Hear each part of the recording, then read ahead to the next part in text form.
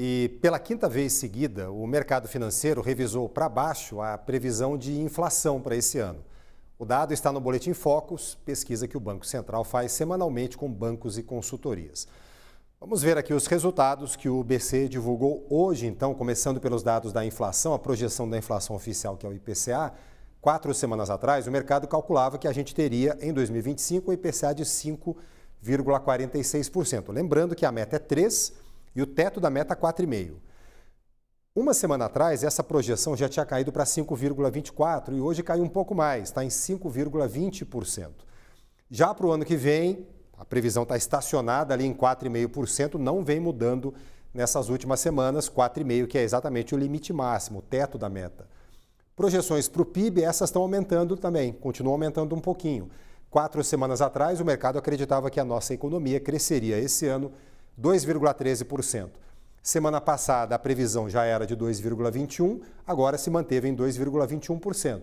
Para o ano que vem, projeção de 1,80% 4 semanas atrás, subiu para 1,85%, essa semana passou para 1,87%. As previsões para o dólar também voltaram a cair, estão se aproximando aí da cotação à vista do dólar. 4 semanas atrás, o mercado calculava que a gente fecharia esse ano com o dólar valendo R$ 5,80. Na semana passada, já se esperava um dólar a 5,72 e agora caiu para 5,70. Para o ano que vem, a projeção 4 semanas atrás era de 5,90, aí passou para 5,80 e agora oscilou mais um pouquinho para baixo, R$ 5,79. Para a taxa Selic, o mercado, nós já comentamos isso aqui semanas atrás, ele corrigiu a projeção de 14,75 para 15, porque ela está exatamente agora em 15%, desde o último aumento do Copom, e o mercado continua projetando que ela vai ficar assim até o fim do ano, sem subir nem cair. Para 2026, faz 22 semanas que o mercado mantém a projeção de Selic em 12,5%. Para analisar esses números, eu vou conversar agora com o nosso analista de economia, Alberto Aizental, que participa gentilmente aqui dessa edição do Radar. Aizental, boa tarde para você. Temos aí, então, continuamente o mercado revendo um pouquinho para baixo a inflação para esse ano e revendo um pouquinho para cima o PIB, o dólar também um pouquinho para baixo, né, Aizental? Juntando tudo aí na análise, que caminho o mercado está observando, está apostando aí para frente para o Brasil? Turci, boa tarde para todo mundo que nos acompanha. De forma geral, quer dizer, já indo para a conclusão, começando pelo final, de forma geral, está desanuviando aquele cenário bem pior do final do ano e do início do ano, de forma geral. Mas eu trouxe uns dados aqui do primeiro Boletim Focus desse ano, que é de 10 de janeiro. E vai ser interessante o que a gente vai analisar. A inflação prevista para o final do ano, lá no começo do ano, era de 5%.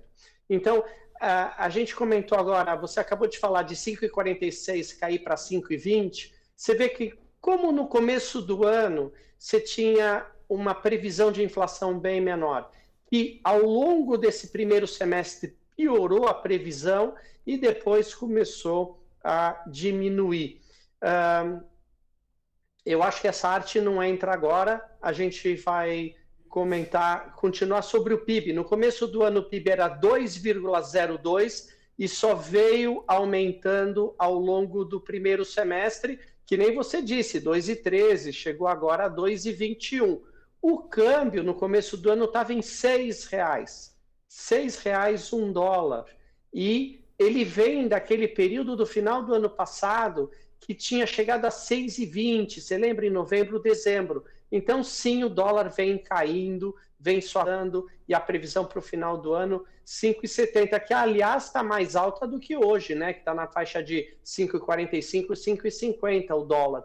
Então, está pior a previsão para o final do que até hoje. E a Selic, lá no começo do ano, 15%.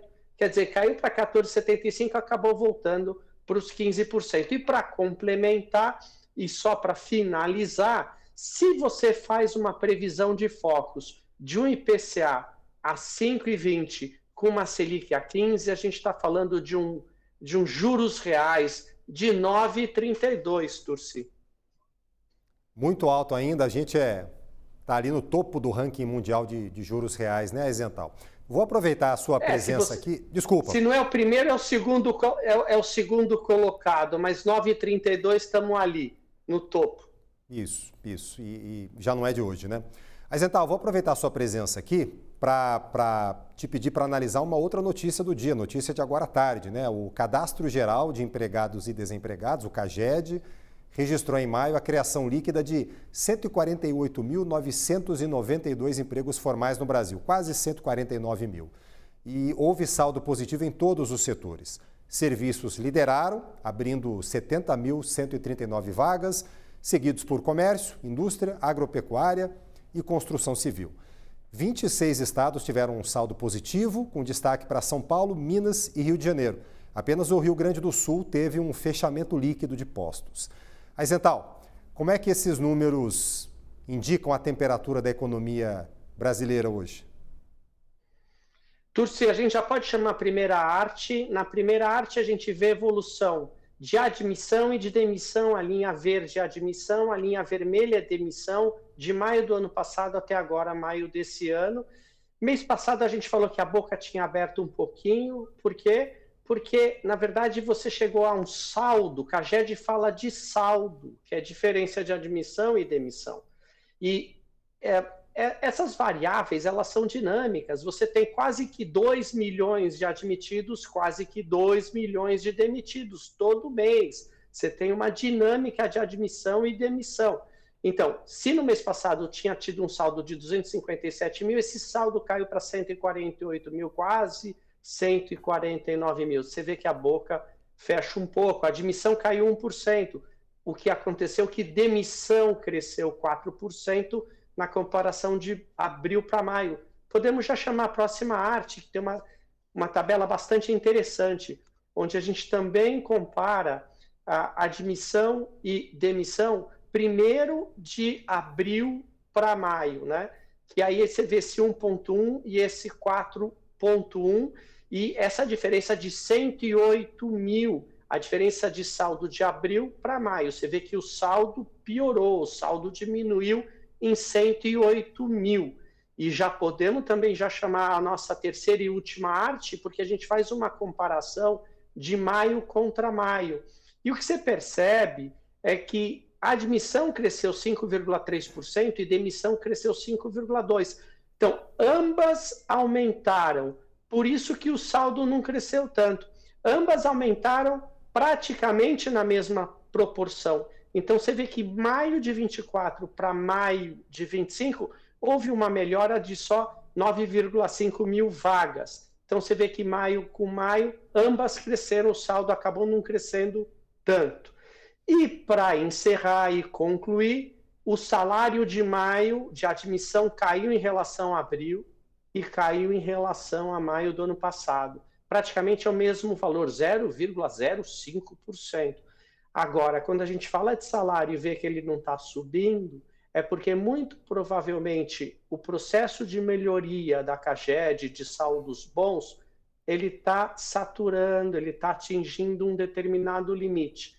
Não diferente do que a gente viu na PNAD de 6,2%, não muito diferente, porque na melhor das hipóteses a PNAD chega no final do ano 5,8, 5,9, e a gente vê que novos empregos com carteira assinada, o mercado está muito bom, ele está muito forte, ele é crescente, ele melhora, mas ele cresce a taxas decrescentes. O ritmo que ele cresce vai perdendo força. Ele ainda está bom, mas não fica tão bom um mês para o outro como era antes. Esse é o ponto. Alberto Aizzental, nosso analista de economia. Obrigado, Aizzental, pela canja aqui no Radar. Boa tarde para você.